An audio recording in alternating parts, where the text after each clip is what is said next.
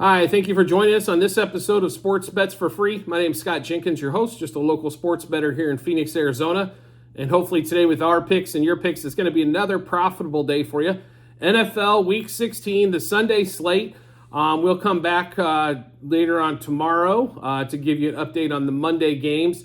But we will get into the Sunday. We went through Saturday already in the last episode of NFL football and college football. We did a combination there, but we'll get started with the games on Sunday. Lions at the Vikings. Lions a 3-point road favorite, 47.5 total. Mullins playing at quarterback for the Vikings. If we break this thing down, Lions are probably a 7-point favorite on a neutral field. Hell, they might be a 6.5-point favorite with Cousins. So maybe 7.5-point favorite on neutral field. I think the line a little bit too much towards the Vikings, them being at home. A lot of news, well, if the Lions win, the Vikings win out, they got 2 games against the Lions. They got a shot at winning this, winning that. No, they don't. They got a shot at maybe the 7th seed in the wild card. They don't have a shot to win the division in this one. The Lions are the better team in this matchup. It's going to boil down to one of two things, right? Number one, can Goff not be intercepted like mad crazy, as he's not great against the blitz or against pressure. That's one thing that Minnesota does extremely well on the defensive side of the ball. The problem is that on the offensive side of the ball, they can't run it for squadouche.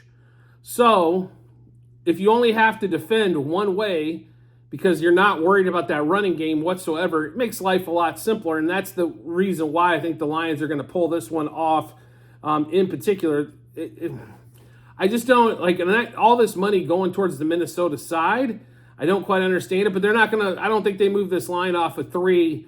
They don't want it to be at 2.5. They're afraid that they're going to get so much sharp money on the Lions at only 2.5. So we will take the Lions here, -0.5 first quarter, -2.5 first half, -3 for the game. Goff over 247.5 passing yards. Nick Mullins, interception.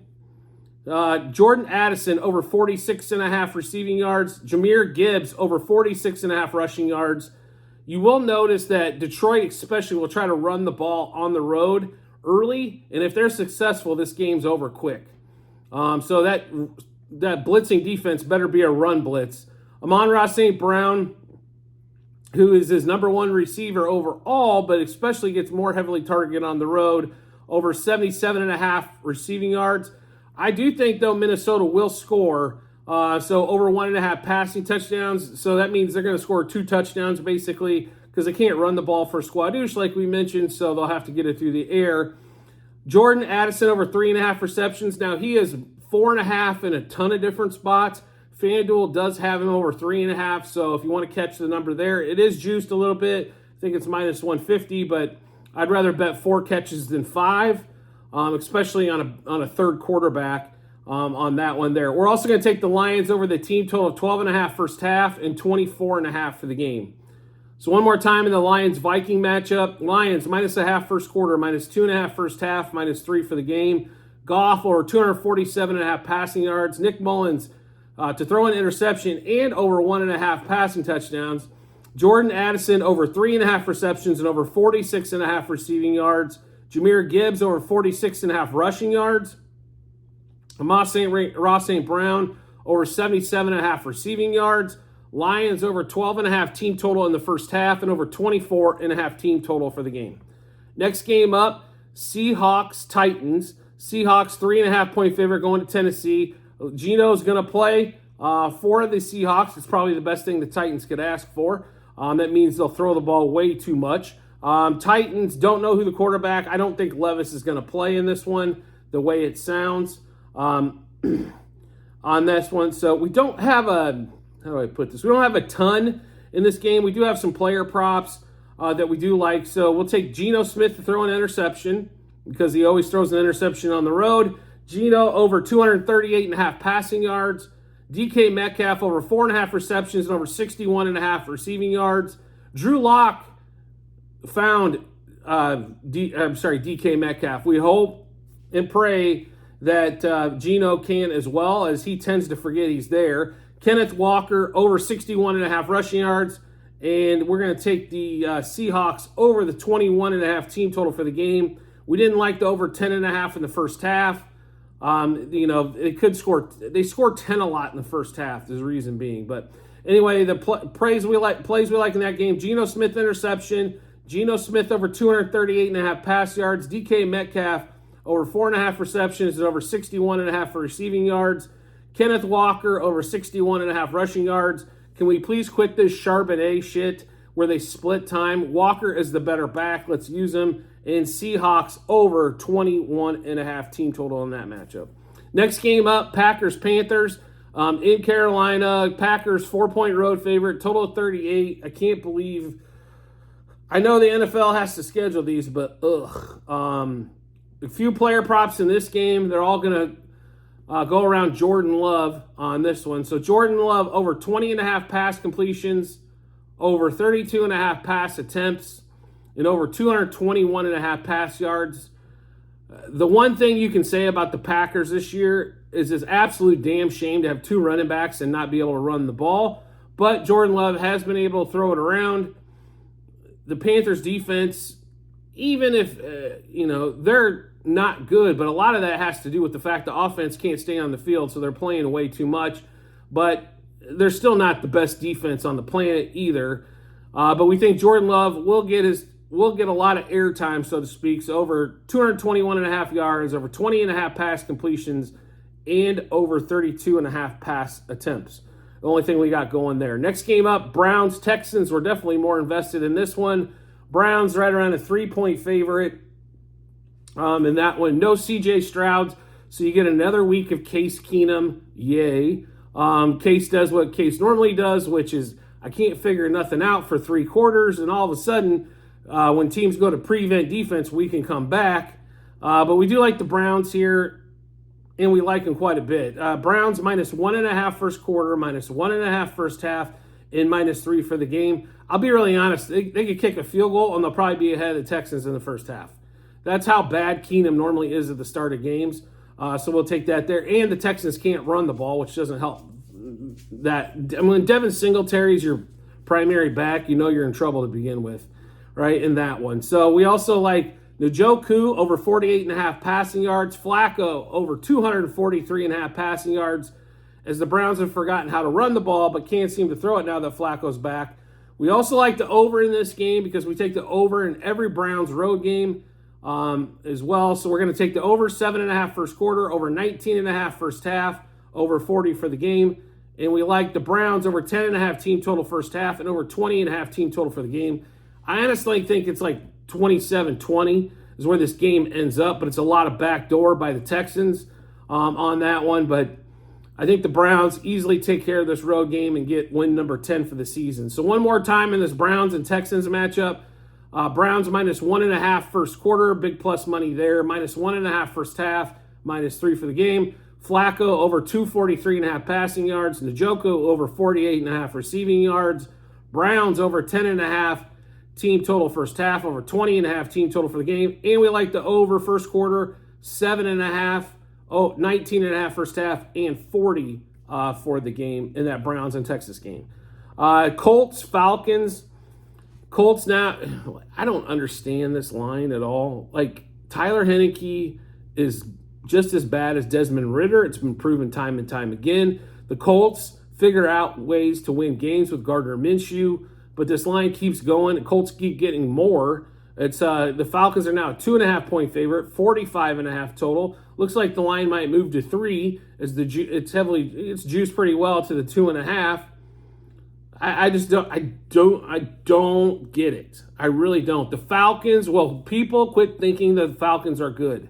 They have Bijan Robinson, who they haven't figured out how to use all season long. They have Drake London, who will put up these monster games, and then they can't get him the ball the following week. Kyle Pitts, they haven't been able to use in multiple years since they got him. What makes you think that they're going to get better? The best thing that the Falcons could do is for next season, fire Smith, the head coach. He thinks he knows how to run an offense. He might know how to run an offense. Unfortunately, he doesn't know how to use the players in it. See if Tomlin's available, hire Tomlin and trade for Justin Fields, because they're going to end up taking the number 1 pick anyway, because they'll be too much of a wuss to not take them and trade those picks for futures, and actually build that franchise to be a winner overall, where they have multiple first-round picks for multiple seasons. So just take advantage of that. I mean, you're going to be able to get Justin Fields for a song, probably a mid-round pick, maybe a second at most, and then you're going to be able to get Tomlin or Belichick. One of the two is probably going to be available this year, and make a monster run at one of those guys. Arthur Blank's got the money, not afraid to spend it. He's not a cheap franchise like the Chargers, for example. So let's go out and let's just get her done. And then the NFC South sucks anyway, so let's go beat the shit out of them for multiple years and build that Atlanta franchise into something that all people in Atlanta can be proud of, and all Falcons fans. It's not this year. They're an absolute crying crap, a sack crap this year. It's just disgusting. We're taking the Colts, obviously, in this one, but we did take a money line. We don't need the points, so we'll take the plus money. So Colts money line first quarter, Colts money line first half, Colts money line. Heineke under 201.5 pass yards. Heineke to throw a pick. London under 52.5 receiving yards. Bijan under 59.5 rushing yards. Bijan under 86.5 rushing and receiving yards. So, we're going to take a look at Pittman props here today. So at the end of the episode, like every show that we do, make sure you check out the link in the comments section of the Google Sheet. That'll have a list of all of our bets, and see if we update those Pittman bets. Didn't like Gardner Minshew at the numbers that they currently had. Like 230, I think that's about what he's going to throw for. I think Jonathan Taylor is going to have about 80 to 90 yards, and they just figured out how to get wins. Steichen put it best: we throw to score, we run to win. Pretty, and I'm not a monster Steichen fan. I think he runs quarterback sneaks way too often. I mean, Jalen Hurts got hurt last year a couple games. Anthony Richardson obviously out for a few games this year. Best thing that probably happened to him record-wise was Richardson going down.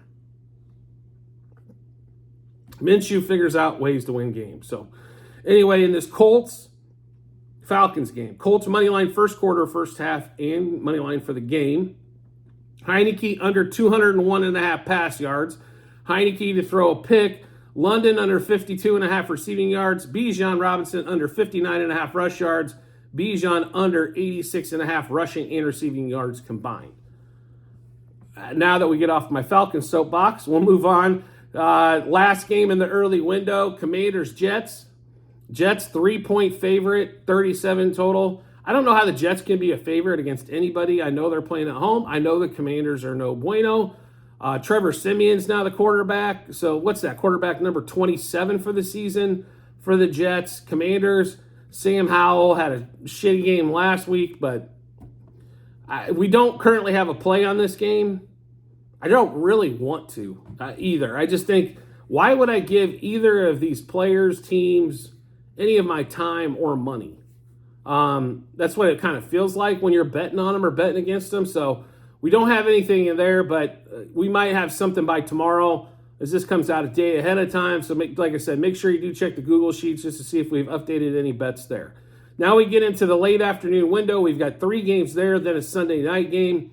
And a lot of the big game is obviously the big game is on Monday night. But we have 3 games on Monday, so kind of a shorter schedule. But we'll get into the late afternoon window. We got the Jags at the Bucks. Trevor, it looks like Lawrence is going to play now as the Bucks went from a 2.5-point favorite to a 1-point dog. We hopped on that this morning. I will take the home dog here. I'll be honest with you. I don't foresee. How do I put this? The most discombobulated offense in maybe the history of the NFL is the Jags. They figure out ways to get inside the opponent 40-yard line consistently and yet don't put up any points. So problem there. We took the Bucks money line first quarter, first half, and game. Baker over 235.5 passing yards. Baker over 20.5 pass completions and over 31.5 pass attempts. They have figured out how to run the ball later in the season. They were so bad at the start, but that Jags run defense is real. Their pass defense, no good. but that run defense is really good. So we think Baker's going to throw the ball there. We think Mike Evans over 4.5 receptions and over 64.5 receiving yards, and Rachaad White over 24.5 receiving yards. We also like the Bucks over the 10.5 team total first half and over 21.5 team total for the game. So one more time in this Bucks-Jags matchup, Bucks money line first quarter, first half, and game. Baker over 20.5 pass completions, over 31.5 pass attempts, over 235 passing yards. Mike Evans over 4.5 receptions and over 64.5 receiving yards. Rachaad White over 24.5 receiving yards. Tampa Bay over 10.5 team total first half and over 21.5 team total for the game. Next game up, Cardinals-Bears. Bears 4-point home favorite against these lowly Cardinals, 43 total. We played the Cardinals quite a bit with Kyler Murray coming back. I don't like him in this spot. They don't play well when they travel, especially to like Central or Eastern time zones. The Bears come off a real disappointing one last week. They should have beat the Browns in Cleveland. They didn't do it. There was a lot of mistakes. I think they cleaned those up a little bit this week because, A, they're going against a lot worse team. So it should be able to execute a little bit better on offense. Won't have somebody, sitting in Justin Fields' hip pocket on step back number 3 when he drops his third foot or third step back. So I like the Bears quite a bit here on this one. We like the Bears minus 1.5 first quarter, minus 2.5 first half, minus 4 for the game. Justin Fields, we like to get some stuff done here against this lowly Cardinals defense. So over 18.5 pass completions, over 27.5 pass attempts. Justin Fields over 203.5 passing yards as well. Kyler Murray has been throwing picks as of late, so we'll throw a Kyler Murray interception in there as well. But he does love and throwing the ball to Trey McBride. So we're going to take Trey McBride over 6.5 receptions and over 61.5 receiving yards. DJ Moore, the top weapon for the Bears, over 5.5 receptions, over 65.5 receiving yards. We also like the Bears to score quite a bit in this one. So Bears over 12.5 team total first half and over 23.5 team total for the game. So one more time in this Bears-Cardinals matchup, our bets are Bears minus 1.5 first quarter, minus 2.5 first half, minus 4 for the game. Justin Fields over 18.5 pass completions, over 27.5 pass attempts, and over 203.5 pass yards. Kyler Murray to throw a pick. Trey McBride over 6.5 receptions, over 61.5 receiving yards. He is the next greatest tight end to come about, folks. If you don't know anything about him, he will be a mark. He's the one guy to catch the ball for the Cardinals this season. He's done a great job of it. DJ Moore over 5.5 receptions and over 65.5 receiving yards. The Bears over 12.5 team total first half and over 23.5 team total for the game. Next game up is going to be the Patriots-Broncos. I'm sorry, I do apologize. How about Cowboys-Dolphins? This line keeps moving. Now the Dolphins are a 2-point favorite at home, 49 total. We love the Dolphins here. No question about that. I know Dolphins haven't beat anybody yet. Dolphins haven't beat anybody that's, good. Here's my thing. Who have the 49ers beat on the road that are good? They beat what? The Chargers? The Giants? They're not a good road team. And this is what this all boils down to. Not only that, they haven't seen the speed. They saw the physicality with the 49ers. Now they're going to see the speed with the Dolphins. And the Dolphins at home are fantastic. They lost one home game. That was an unbelievable run by Tennessee in that one to win 28-27. Definitely a reason to like the over. The only way you're going to beat the Dolphins is to outscore them. And I think, I'll be honest with you, I think the Dolphins defense needs to get a little bit more credit than it has. But in retrospect, the Dallas defense has gotten way too much credit. So we're going to take Dolphins minus 0.5 first quarter, minus 1.5 first half. Both of those are plus money, and minus 1.5 for the game. We like the over in this particular matchup. 9.5 first quarter, 24.5 first half, and over 49 for the game. For some reason, I couldn't type on there. So, and if this thing drops down even more to like 48.5, we might have to go play that as well. And then we like Tua quite a bit in this matchup. We think Tua is going to be able to get off. Tyreek looks like he's going to be back after missing last week, but we're going to take Tua over 22.5 pass completions, over 33.5 pass attempts, as we think he's not going to get maybe the long shots down the field, but Tyreek will get those 30-yard routes, just maybe not a 60. Also, over 263.5 passing yards and over 1.5 passing touchdowns. Dak Prescott, though, to throw an interception as this Dolphins defense seems to gets picks.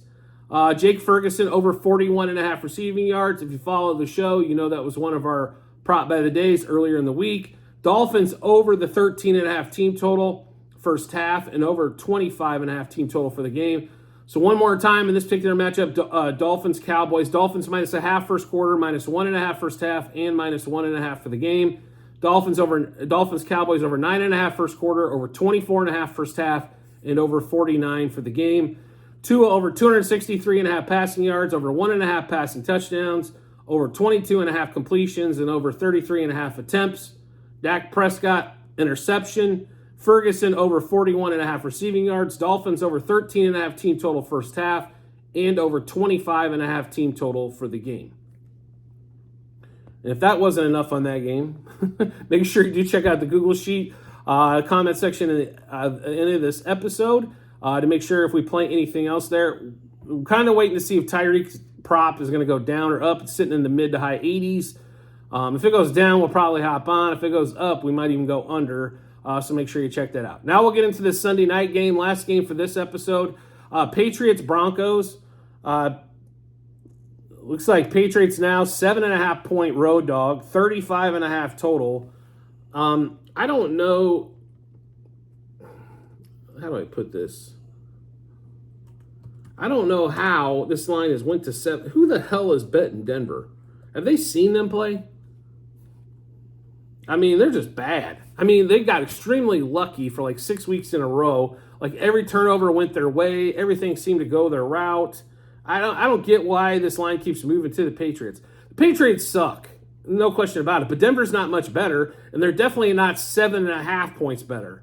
A team that struggles to score the ball is going to be -7.5. No thanks. We're going to take the Patriots and the under and a couple props in this one. So Patriots plus 1.5 first quarter, plus 3.5 first half, plus 7.5 for the game. We like the under 6.5 first quarter, under 17.5 first half, and under 35.5 for the game. Zappy to throw a pick, Wilson to throw a pick. Broncos under team total 10.5 first half, and under 20.5 team total for the game. So one more time in this Broncos-Pats Sunday night matchup, we're going to take the under 6.5 total first quarter, under 17.5 first half, under 35.5 for the game. Patriots plus 1.5 first quarter, plus 3.5 first half, and plus 7.5 for the game. Zappy and Wilson both to throw an interception. Broncos under 10.5 team total first half, and under 20.5 team total for the game. Like I've mentioned multiple times before in the show, at the end of every show that we have in the comments section, you will see a link to our Google Sheet. That's the ledger of our bets. So it's docs.google.spreadsheet, a bunch of other stuff behind it. Click into there. You'll be able to see all of our bets, what juice we got those at, how many units we took, what book we placed that at, and then also the result, obviously, so you can see where we're at. Had a good football season. NFL football, I will say this, out of all the sports, is probably the hardest one to play. First of all, the spreads move all the time. There's only normally one game a week for the teams, right? So, and there's a lot of travel spots, things of that nature. It can be a little tough on there. I will say that if you love betting NFL football, if you love any of the other sports, I guarantee you they're probably a little easier to make some money on. I'm not saying you can't make money on the NFL. We've proven it all season long.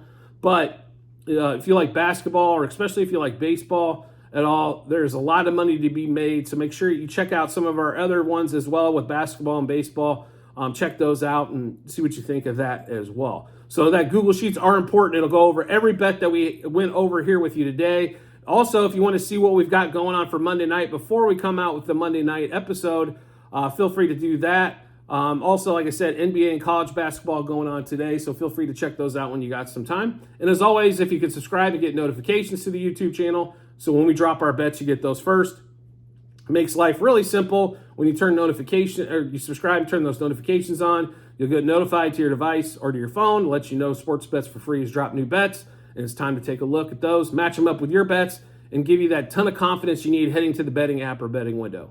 I do appreciate everybody's support as always, and look forward to seeing you on the next episode.